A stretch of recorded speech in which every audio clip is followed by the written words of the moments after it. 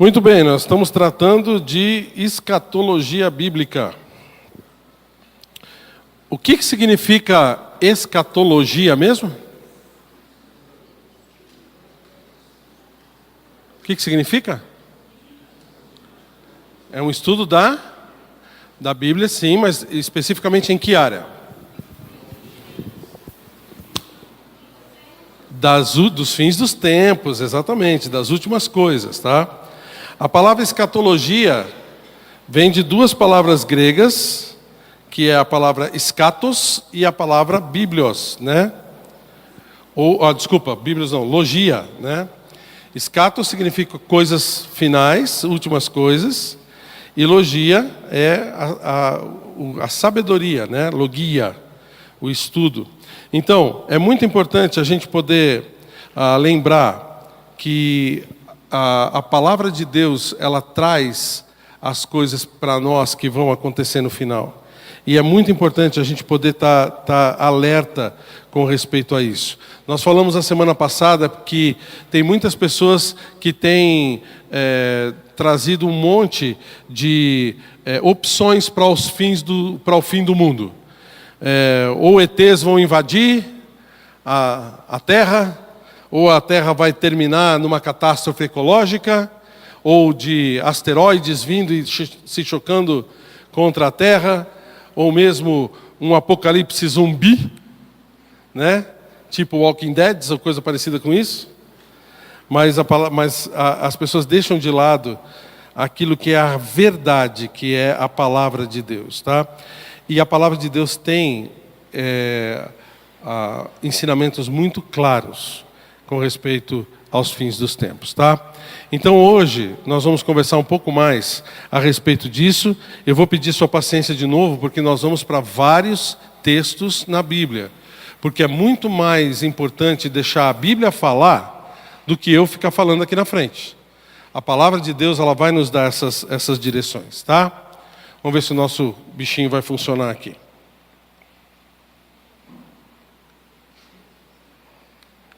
Isso. Então esse aqui é a linha de tempo, tá bom? Você que está chegando hoje na igreja, a primeira vez que você está vendo, essa aqui é uma linha de tempo que está colocada aqui, ó. Aqui é quando Cristo morreu. Essa parte aqui é a parte da igreja que nós estamos vivendo. E aqui é onde vai começar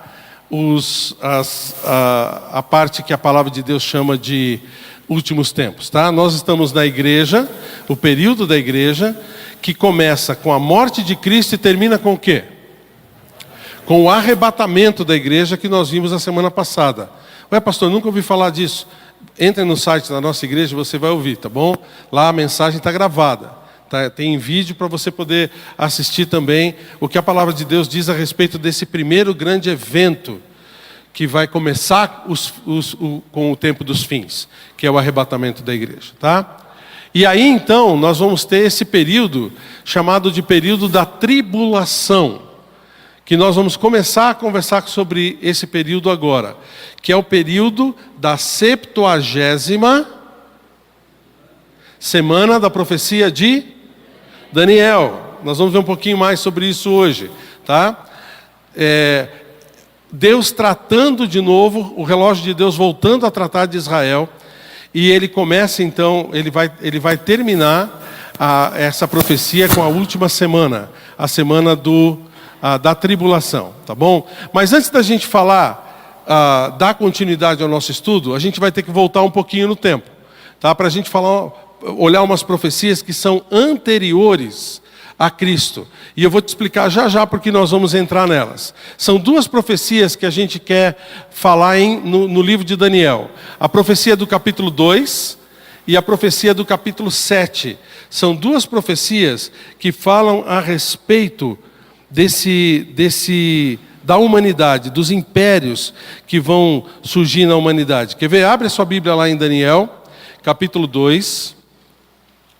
Daniel capítulo 2, e você vai ver, nós não vamos ler todo o texto por causa do tempo, mas você vai ver ali que existe a profecia relacionada ao sonho que o rei babilônico Nabucodonosor teve.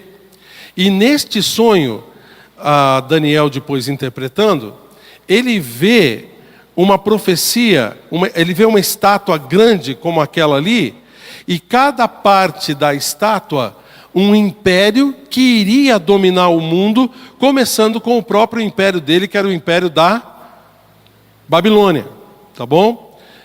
Então, essa é a profecia de Daniel. Se você chegar no capítulo 7, você vai ver também uma outra profecia, mas relacionada com o mesmo período, que é a visão dos 4 animais. São animais, vamos dizer assim, diferentes, animais que estavam relacionados diretamente com a profecia, mas que também vão falar a respeito desses 5 impérios que vão dominar a humanidade a partir de Daniel. O que é interessante é que nessas profecias, e depois eu vou pedir para você ler em casa, tá bom? Nós vamos só pegar alguns versículos dela daqui a pouco. Mas o que é interessante para você notar é que para Daniel, tudo isso estava no futuro. A não ser, lógico, ele estava vivendo ali na Babilônia, né? O império de Nabucodonosor, mas praticamente tudo dessa profecia era futuro para Daniel. Mas para nós não. Para nós nem tudo é futuro. Quer ver? Vamos dar uma olhada nisso. Olha, a primeira profecia está relacionada com o império da Babilônia, que começou 626 a.C., pela profecia de Daniel, capítulo 2, é a cabeça de ouro da estátua de Nabucodonosor, e o leão com asas de águia, da profecia do capítulo 7. Relaciona-se com esse reino. Olha só, foi em 605 que Nabucodonosor conquista Jerusalém e leva então Daniel e seus companheiros para a Babilônia, para começar aqueles 70 anos de exílio. Um pouquinho de história para você, tá bom? Termina o Império Babilônico no ano 539, quando eles são conquistados pelo Império Medo-Persa, de Dario, que é, na profecia do capítulo 2, o peito e os braços de prata, ou no capítulo 7, o urso com 3 costelas na boca, referindo-se essas 3 costelas aos povos que eles conquistaram. Tá bom? Depois, esse Império Medo-Persa, assim, foi durante o Império Medo-Persa, pelo rei Artaxerxes I, em 445, que é dada a ordem para a reconstrução de Jerusalém. Essa ordem para nós é muito importante. Por quê? Vamos ver se você lembra. Porque aqui começa a contagem da profecia das 70 semanas, durante o Império Medo-Persa, que termina mais tarde ali no ano 330, quando o Império Grego assume o domínio do mundo, praticamente, que é na profecia o ventre de quadris de bronze ou o leopardo de 4 cabeças e de 4 asas, dizendo a respeito da velocidade como o Império Grego tomou conta do mundo naquela época. Depois do Império Grego vem qual império? O romano, que conquista a Grécia em 63 a.C. Essas são as pernas de ferro da profecia de Daniel 2 e o animal terrível da profecia de Daniel capítulo 7. Esse animal, ele não é descrito como qualquer outro animal.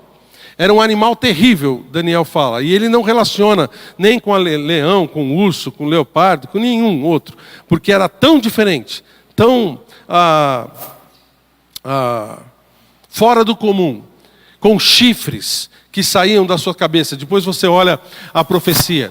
E é relacionada diretamente ao Império Romano. E é durante o Império Romano que acontece o quê? A morte de Cristo na cruz, ou também o final da 69ª semana da profecia de Daniel, capítulo 9. Tá? Pastor, não estou entendendo nada desse negócio de profecia. Também está lá no nosso site, tá bom? Olha lá e você vai ver a a mensagem a respeito da 70ª semana, da profecia das 70 semanas de Daniel. Não dá para a gente explicar aqui agora. O Império Romano, ele terminou no ano 476 depois de Cristo, quando os romanos foram vencidos pelos bárbaros, né? E o império acaba se dissolvendo. E os grandes impérios mundiais acabam nesse momento. Começou com a Babilônia, depois os medos e persas, conquistando praticamente todo mundo, depois os gregos, depois os romanos, que tomaram a maior parte territorial, e aqui os impérios acabam. Só que nas profecias ainda fica faltando um último império. E esse é o império do anticristo. É aqui que a gente quer ficar. Tudo isso aqui até agora foi introdução, tá? Você pensa que está acabando a mensagem? Não, está começando agora. Viu? Aqui é o império do anticristo, que é, na profecia do capítulo 2, os pés de ferro e barro, e na do animal, do capítulo 7, um chifre pequeno que sai desse animal último, que é representado por Roma, e que age com uma insolência muito grande. Obrigado. Dá uma olhada no capítulo 7. Você está comigo aí, Daniel? Versículo 23.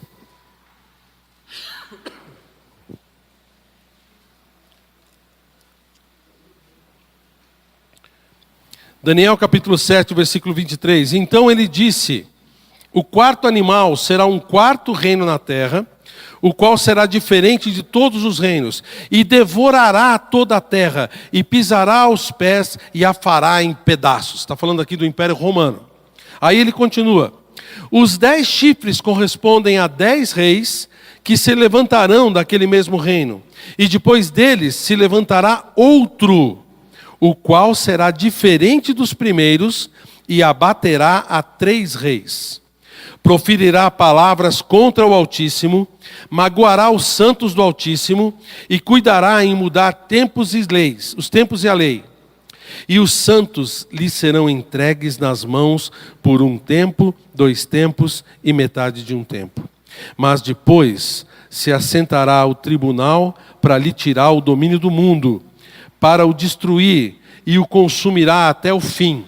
O reino e o domínio e a majestade dos reinos debaixo de todo o céu serão dados ao povo dos santos do Altíssimo. E o seu reino será reino eterno. E todos os domínios o servirão e lhe obedecerão. Aqui a gente vê a profecia desse último rei, que é o reinado do anticristo. Esse aqui é o que está para a gente no futuro. Você viu que todos os impérios, todas as profecias relacionadas com os outros impérios já aconteceram. E aconteceram, irmãos, à risca da forma como foi profetizado para Daniel. Então a gente pode ter certeza que se essa primeira parte, vamos dizer assim, 60%, 80% da profecia já foi cumprida e cumprida à risca, por que essa última parte não seria também? Entendeu como a Bíblia é atual para a gente? Entendeu como a gente pode confiar realmente na Bíblia? Porque para Daniel era futuro, mas para nós não. Grande parte dessa profecia, ela já aconteceu no passado. O reino do anticristo, a minha pergunta é: quando ele vai começar esse último reino? Quando? No arrebatamento da igreja, que vai durar todo o período da tribulação. E quando chegar no final, o que vai acontecer? Se o meu coisa funcionar aqui, ó. Cristo vai voltar e vai aniquilar com o império do anticristo, como está profetizado aqui no capítulo 7 de Daniel, tá? Então, tudo vai começar com o arrebatamento da igreja. E eu gostaria de falar sobre esse cara hoje, sobre o anticristo. Mas como a Bíblia tem bastante coisa a respeito dele, eu vou pedir sua permissão para a gente dividir em 2 partes. Hoje nós vamos falar sobre ele, sobre a pessoa dele. E na próxima semana, não essa semana, na outra, nós vamos falar sobre as coisas que ele vai fazer. Tá bom? Então, prestem atenção, porque, como a gente já viu, as coisas estão à porta. E tem muita coisa que a palavra de Deus nos ensina a respeito do anticristo e das coisas que vão acontecer. Tá bom? Estão prontos? Nós vamos falar sobre 4 coisas desse anticristo, tá bom? 4 coisas que estão relacionadas diretamente com ele. Vamos começar sobre a posição do anticristo no mundo. Você está aí comigo no capítulo 7 de Daniel? Olha o versículo 8. Ele diz o seguinte: estando eu a observar os chifres, eis que entre eles subiu outro pequeno, diante do qual 3 dos primeiros chifres foram arrancados. E eis que nesse chifre havia olhos como os de homem, e uma boca que falava com insolência. Esse cara vai vir do Império Romano. A primeira coisa que a gente sabe dele é que ele vai ser um líder mundial, vindo desse governo do Império. Ele vai vir, note o versículo 24 de Daniel, ele vai vir de uma confederação de 10 chifres. No versículo 24 diz assim, de 10 nações, né? Os 10 chifres correspondem a 10 reis, ou nações, né? Que se levantarão daquele mesmo reino, e depois deles se levantará outro, o qual será diferente do primeiro, e abaterá a 3 reis. Eu não sei como é que vai acontecer, mas esse cara vai vir dessa Roma ressurreta, vai vir desse povo que feriu Jerusalém. Se você olhar no capítulo 9, versículo 26, fala que ele vai vir daqueles que foram contra Jerusalém, que é o mesmo quarto animal que é Roma. Como é que a gente pode saber? Ele vai vir provavelmente de um país que fez parte do Império Romano. Vai abater 3 nações, ou 3 líderes, para que ele possa assumir essa posição. Mas o que a gente sabe é que ele vai ter poder governamental. Ele vai fazer aliança com várias nações. Olha capítulo 9, versículo 27, dentro da profecia das 70 semanas. Ele fará firme aliança com muitos por 1 semana, mas na metade da semana fará cessar o sacrifício. Ele vai ter poder de governar. Note o versículo 25 do capítulo 7. Proferirá palavras contra o Altíssimo, magoará os santos e cuidará em mudar tempos e a lei. O que ele está falando aqui é que ele vai ter poder até para mudar datas comemorativas. Ele vai ter poder para mexer com a lei do mundo. E ele vai fazer isso, tudo isso, no começo da tribulação, onde vai haver uma paz ilusória. Vai acontecer essa paz. Ele será alguém que vai ser contra os cristãos. Dá uma olhada aqui, ó. E os santos lhe serão entregues nas mãos. Ele vai ser anticristão, vai mudar leis. E aí ele vai querer domínio até religioso na segunda parte da tribulação. Nós vamos ver na próxima mensagem que ele vai querer adoração para si mesmo. Até esse tipo de domínio ele vai ter. E ele também é o cavaleiro branco da profecia dos 4 cavaleiros do Apocalipse. Quer ver? Vai lá para Apocalipse capítulo 6. Apocalipse capítulo 6, versículo 2. Ele tem algumas características interessantes que nós já vimos aqui, ó. Vi então, e eis um cavalo branco, e o seu cavaleiro com um arco. E foi-lhe dada uma coroa, e ele saiu vencendo e para vencer. Esse cavaleiro do Apocalipse, ele tem um arco, mas sem flecha, você notou? Não fala da flecha ali, só o arco. Mostra a autoridade dele, mesmo que a princípio sem violência. A princípio, porque depois ele vai virar violento, tá? Mas ele vai ter uma lábia que ele vai conseguir passar nas pessoas e as pessoas vão acreditar nele. Ele vai ser alguém que vai ganhar a confiança das pessoas para depois traí-las no final. E note que fala também da coroa. ele vai ser alguém que foi lhe dada uma coroa, ele saiu vencendo e para vencer, que é um sinal do triunfo dele. Ele vai ser vitorioso mesmo na primeira parte da tribulação. Na primeira parte da tribulação. Então o anticristo, qual é a posição dele? Vai ser um líder mundial. Talvez até já esteja por aí, despontando. Mas ele vai ser alguém que vai voltar a fazer, a construir um império mundial como os outros já tiveram também. Tá bom? Outra coisa que a gente vai saber dele é o caráter dele. Dá uma olhada em 2 Tessalonicenses capítulo 2. 2 Tessalonicenses capítulo 2. Você está notando o que é interessante aqui? A gente está falando a respeito do anticristo e indo para vários textos em vários lugares na Bíblia. Porque a Bíblia fala dessa situação do final dos tempos em muitos lugares.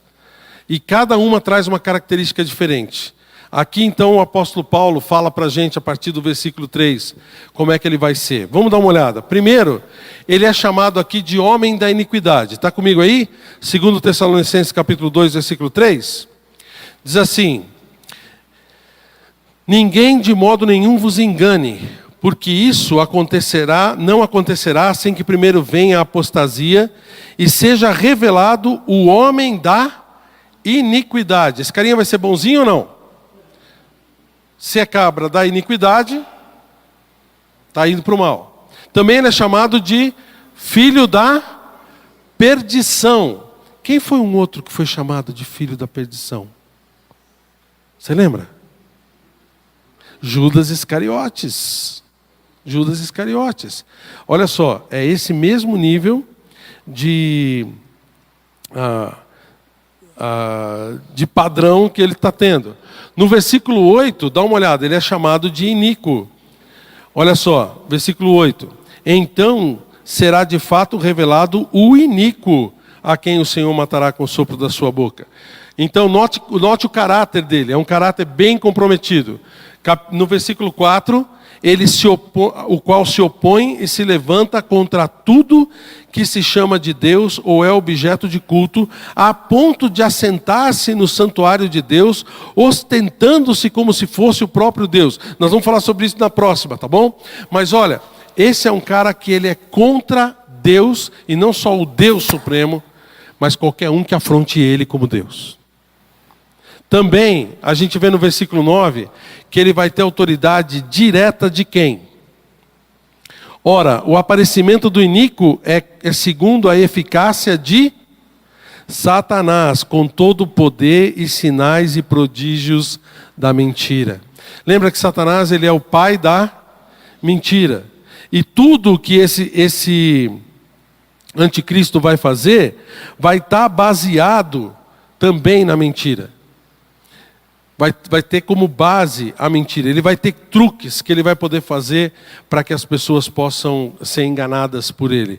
E por último aqui, o seu prestígio será conquistado com essa mentira. Dá uma olhada a partir do versículo 9, quando diz que ele vai ter o poder de Satanás com sinais e prodígios de mentira, com todo o engano de injustiça aos que perecem, porque não acolheram o amor da verdade para serem salvos. É por esse motivo, pois, que Deus lhes manda a operação do erro, para darem crédito à mentira, a fim de serem julgados todos quantos não deram crédito à verdade. Antes, pelo contrário, deleitaram-se com a injustiça. Essas pessoas que amam a injustiça, que amam o erro, que gostam de viver sem Deus na sua vida, vão seguir esse cara de uma forma muito clara, muito objetiva. Por quê? Porque ele vai oferecer isso para as pessoas. Todo o engano da mentira vai ser oferecido para ele. Ele vai poder fazer sinais. Sinais aqui são o quê? Milagres. Vamos fazer um parênteses aqui, né? Milagre, milagre, milagre mesmo. Quem é que pode fazer? Só Deus. Mais alguém? Não. Então, o que ele vai fazer são milagres, mas baseados no quê? Na mentira, no engano. Entendeu? Então, olha o caráter dele. Dá para confiar num cara desse? Esse vai ser aquele que vai ser o governante mundial. Tá bom? Governante mundial. Tá bom?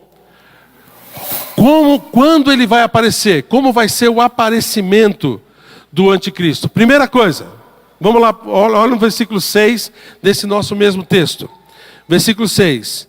E agora sabeis o que o detém, para que ele seja revelado somente em ocasião oportuna. Com efeito, o mistério da iniquidade já opera e aguarda somente que seja afastado aquele que agora o detém. Olha, o que a gente pode ver desses versículos também é que ele só vai aparecer quando o que o detém for retirado. Você sabe o que é que detém o aparecimento do anticristo agora? Nós. A igreja. A gente olhando para todas essas profecias, a gente só pode chegar a uma conclusão. O Espírito Santo precisa ser retirado da terra para que essa profecia possa se cumprir. Retirado no sentido de habitação, tá? O Espírito Santo sempre vai atuar na terra, sempre como desde o início atuou. Desde antes da criação de Adão até o final, até novos céus e nova terra, o Espírito Santo vai estar atuando na terra. Mas agora, no período da igreja, é diferente, tá bom? Eu posso depois mostrar para vocês, a gente pode entrar em detalhes numa outra mensagem. Mas durante o período do Antigo Testamento, o Espírito Santo ele vinha e fazia a obra de Deus, capacitava determinadas pessoas, como Davi mesmo falava que que o Espírito Santo veio habitar nele, veio a enchê-lo, né, para que executasse determinadas obras, e depois o Espírito Santo saía para que eles pudessem dar continuidade às coisas. Havia mais uma necessidade, lembra de Sansão, quando ele precisou quebrar aquelas colunas do templo lá daquele Deus, o Espírito Santo entrou nele, ele quebrou as colunas e morreu. O Espírito Santo sai. No Velho Testamento é assim. Lembra também que na tribulação é um pedaço do Velho Testamento. É como se o Velho Testamento tivesse continuado, porque é a última semana da profecia que está incluída do Velho Testamento. Mas no que diz respeito à igreja, esse período intermediário entre a cruz de Cristo e o arrebatamento, a palavra de Deus diz, o próprio Senhor Jesus Cristo nos promete que o Espírito Santo vem habitar na gente. Sabe qual é a diferença? Ele não vai embora. Quando você aceita Cristo como Salvador, o Espírito Santo vem e habita dentro de você. Naquele dia, naquela hora que você falou para ele entrar no seu coração, o Espírito Santo entrou em você. E sabe quando ele vai sair? Nunca. Nunca mais.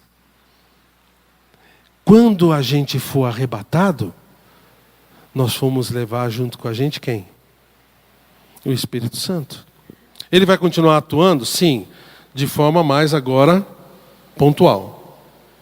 Mas não como ele atua agora na igreja. E se você olhar em Gênesis capítulo 6, versículo 3, Deus prometeu retirar a atuação do Espírito Santo em algumas ocasiões. Olha lá depois em Gênesis capítulo 6, versículo 3. E o Espírito Santo é aquele que habita na gente. Por isso, quando a igreja for arrebatada, o Espírito Santo que detém o anticristo vai liberar para que ele possa aparecer e dominar a terra. No versículo 7, inclusive, fala o mistério da iniquidade. Dá uma olhada lá. Com efeito, o mistério da iniquidade já opera e aguarda somente que seja afastado aquele que agora o detém. Ou seja, ele está pronto. Ele está pronto. Só está esperando o arrebatamento para poder então entrar em ação, para poder entrar em operação. Agora, você pode chegar para mim e falar assim, mas pastor, Satanás sabe quando o arrebatamento vai acontecer para o anticristo poder estar ali já preparado para assumir? Não, ele não sabe. Quem é que sabe quando o arrebatamento vai acontecer? Só Deus o Pai. Então como é que Satanás vai fazer? De repente acontece o arrebatamento, e como é que ele vai colocar um cara lá na frente? Gente, Satanás ele é astuto. Ele sabe a escatologia melhor do que a gente. Mas ele não sabe quando Cristo vai voltar. Então, ele tem já alguém preparado. Eu creio que em todas as épocas da humanidade, Satanás já tinha um anticristo preparado para assumir caso o arrebatamento acontecesse. E quem é o anticristo que o diabo vai colocar se o arrebatamento acontecer hoje? Quem é? Não fala nada. Tudo que você falar a partir de agora vai ser especulação. Tá bom? A gente não sabe também. A gente não sabe. A gente não sabe quem é. A gente não sabe como isso vai acontecer de verdade. Mas a gente já sabe que ele está por aí. Um líder mundial, ele não se forma da noite para o dia. Concorda comigo? Um Zé Ninguém não vai ser líder mundial a partir do arrebatamento da igreja. Ele tem que estar aí já, pronto, preparado para assumir, para dar as explicações necessárias quando o arrebatamento acontecer. Ele está aí, ele já está pronto. Satanás não perde tempo, a gente perde tempo. Satanás não. A gente perde tempo vendo pessoas indo para o inferno. Satanás não perde não. Ele está pronto para agir. Tá bom? Por último, quem é esse cara? Qual vai ser a identidade dele? Primeiro também, mesmo esses mesmos versículos de 2 Tessalonicenses nos falam que ninguém sabe quem ele é. Tá bom? Mas o que a gente sabe? Dá uma olhada no versículo 8. Diz assim: então será de fato revelado o iníquo, a quem o Senhor Jesus matará com o quê? O sopro da sua boca, e destruirá pela manifestação da sua vinda. Uma das coisas que a gente sabe, gente, é que esse anticristo não é nada mais, nada menos do que um homem. Uma criatura de Deus. Tá? Ele vai ser um homem como qualquer um de nós. Propensos a qualquer tipo de morte, tá? Qualquer tipo de situação da vida. Inclusive, vou adiantar um pouquinho para vocês, ele vai ser ferido de morte de uma forma muito brutal. A gente não sabe exatamente como. E ele vai sobreviver. E eles vão usar isso, a sobrevivência desse cara, para dizer que ele tem poder divino. Aguardem as cenas dos próximos capítulos, tá? Nós vamos falar sobre a atuação dele mais tarde. O que a gente sabe é que ele é uma criatura. E uma outra coisa muito importante que a gente sabe é que ele vai ser aniquilado por Cristo com o sopro da sua boca. Dá uma olhada lá no capítulo 19. Aqui tá nesse versículo 8, você viu, né? Que está escrito aqui, né? Que Jesus o matará com o sopro da sua boca. Mas dá uma olhada no capítulo 19, que conta lá em Apocalipse, essa cena, descreve para a gente essa cena da volta de Cristo.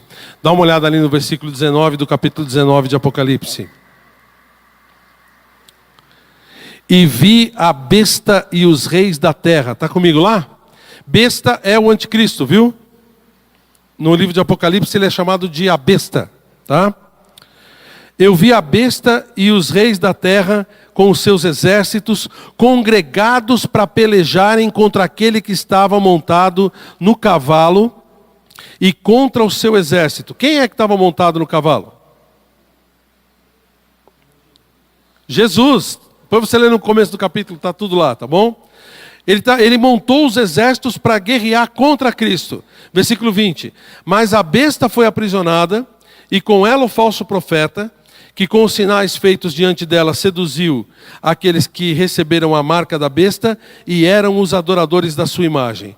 Os dois, notem, foram lançados vivos dentro do lago de fogo que arde com enxofre.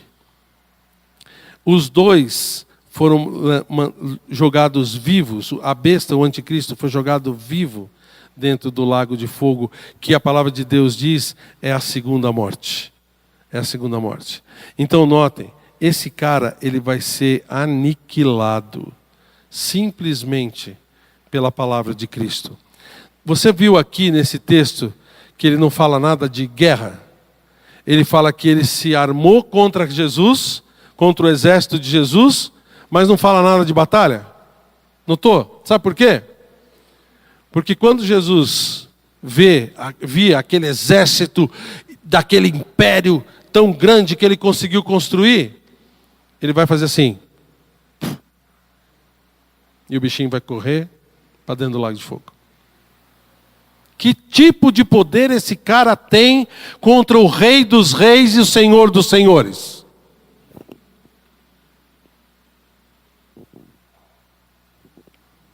Ele não tem nenhum. Ele vai ser um homem que vai passar toda a eternidade no inferno, porque ele foi contra o Altíssimo. Então, gente, vocês estão vendo? Opa, deixa eu ir para frente. Tem essa figurinha aqui que eu achei legal. Ele sendo lançado no inferno, no lago de fogo. Tem que mostrar as figurinhas também, né? Porque deu trabalho para achar essa figurinha. Então esse é o cara, esse é o anticristo. A posição dele do mundo como um líder mundial, o seu caráter mal, completamente mal, filho da perdição. A gente não sabe quando ele vai vir, mas ele vai aparecer já quando o arrebatamento acontecer, e ele vai ser simplesmente lançado no lago de fogo e enxofre. Essa é a primeira parte da nossa mensagem sobre o anticristo, sobre quem ele é. O que a gente precisa entender com tudo isso é que tudo está muito bem preparado. Olha, você está preparado para que essas coisas comecem a acontecer? Porque o diabo está. Tudo que a gente falou agora, eu sei que são vários detalhes e a gente não entrou em muitos textos por serem técnicos, mas o que eu quero lhe chamar a atenção, se você não entendeu nada do que eu falei hoje, pensa numa coisa: o diabo está muito bem preparado para a volta de Cristo. Ele está muito bem preparado para fazer com que tudo aquilo que está predito na palavra de Deus com respeito ao poder dele aconteça. E Deus, na sua infinita misericórdia, no amor que ele tem pela gente, não deixou a gente ficar no escuro. Ele fez com que a gente entendesse o que está acontecendo também, através da palavra dele. Ele registrou para a gente as coisas que vão acontecer, para que a gente possa ficar ressabiado também e nos preparar. Você está preparado? Você está preparado para o arrebatamento da igreja? Você está preparado para que quando todas essas coisas aconteçam, você fique bem, você fique do lado de Cristo e não tenha que se subjugar a um cara desse? Você está preparado para isso? Porque a palavra de Deus, ela é muito clara. Ela já teve um monte de profecias que foram cumpridas. Todas essas outras aqui vão ser cumpridas à risca também. E olha que a gente tem bem mais detalhes do que Daniel tinha. Que Deus abençoe a gente a estar preparado para nos encontrar com o Senhor. Vamos abaixar as nossas cabeças, fechar os nossos olhos e vamos orar a Deus. Senhor, nós agradecemos o Senhor, porque o Senhor é quem nos revela todas essas coisas de uma maneira que o Senhor não precisava ter feito, mas o Senhor fez por amor da gente. Então, Senhor Deus, não deixa a gente ficar negligente. Não deixa a gente ficar alheio a tudo isso que o Senhor já nos mostrou. E que a gente sabe que é o nosso futuro. Então, Senhor Deus, nos ajuda a entender, e não só a entender as tuas profecias, mas aplicá-las na vida da gente. Que a gente possa, Senhor Deus, hoje estar preparado diante do Senhor. Eu vou terminar essa oração, mas, por favor, não levante a sua cabeça. Eu quero incluir você na minha oração. Se você está aqui hoje e diz, pastor, eu não estou preparado. Eu tenho certeza que eu não estou preparado. Eu não entreguei minha vida a Cristo ainda. Se tudo isso começar a acontecer, eu não sei se eu vou com Cristo. É bem capaz que eu fique por aqui e tenha que sofrer na mão desse cara. E eu não quero isso. Eu quero entregar minha vida a Jesus hoje. Eu quero que Ele entre no meu coração, limpe os meus pecados, que Ele seja o meu Salvador. Eu quero crer nele e só nele para a minha salvação.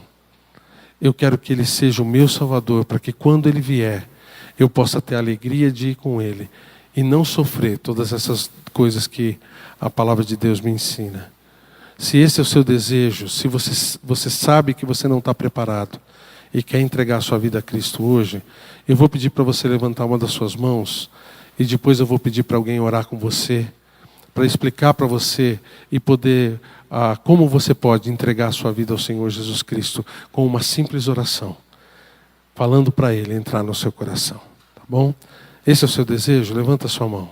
Pastor, eu quero entregar minha vida a Cristo hoje.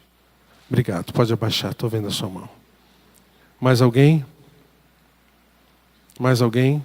Eu entendi, eu não estou preparado. Eu preciso estar preparado para me encontrar com Cristo. Eu quero estar junto com a igreja que vai ser arrebatada. Não quero passar por essas coisas. Há mais alguém?